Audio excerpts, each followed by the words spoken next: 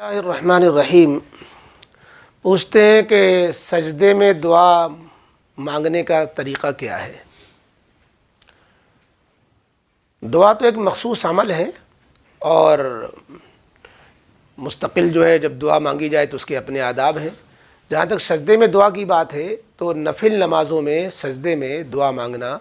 یہ نبی کریم علیہ الصلاۃ والسلام سے ثابت ہے۔ نبی کریم علیہ الصلاۃ والسلام نفل نمازوں میں سجدے میں جو دعائیں مانگا کرتے تھے، مثلا یہ دعا یا حی یا قیوم برحمتک نستغیث، اور بھی اس طرح کی دعائیں منقول ہیں۔ تو اگر نفل نماز میں سجدے میں عربی میں مسنون معصور دعائیں مانگی جائیں تو چونکہ سجدے کی حالت اللہ کے قرب کی نماز کی سب سے اہم رکن ہوتا ہے اور سب سے اللہ سے قرب کا سب سے زیادہ ذریعہ ہوتا ہے، تو اس وقت دعا مانگنا یہ دعا کی قبولیت کا جو ہے وقت ہوتا ہے۔ باقی الگ سے جو سجدے میں دعا مانگتے ہیں، جیسے نماز ہو گئی اور نماز کے بعد دعا مانگ رہے ہیں، دعا مانگتے مانگتے سجدے میں چلے گئے، تو بعض دفعہ یہ تو غلبہ حال میں بھی ہو سکتا ہے کہ دعا مانگتے مانگتے رقت ہوا، قلب پر جو ہے غلبہ ہوا اور جذبہ پیدا ہوا، آپ سجدے میں بھی گر گئے اور دعا مانگنے لگے۔ تو مستقل جو ہے نماز دعا کے لیے سجدے میں جانا،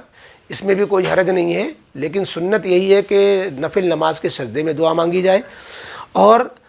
ایک چیز اور ہے، دو سجدوں کے بیچ میں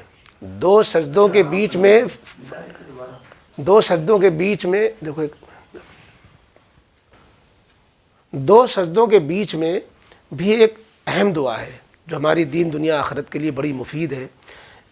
دو سجدوں کے بیچ میں یعنی جب ہم نماز پڑھتے ہیں، ایک سجدے سے اٹھتے ہیں اور دوسرے سجدے کے، تو دو سجدوں کے جانے کے بیچ میں دعا مانگی جاتی ہے، اللہم اغفر لی، اللہم اغفر لی، اللہم اغفر لی۔ اور ایک دعا اور آتی ہے، اللہم اغفر لی وارحمنی وعافنی وارزقنی واسترنی، بعض حدیث میں اور بھی الفاظ ہیں، واجبرنی وارفعنی واہدنی۔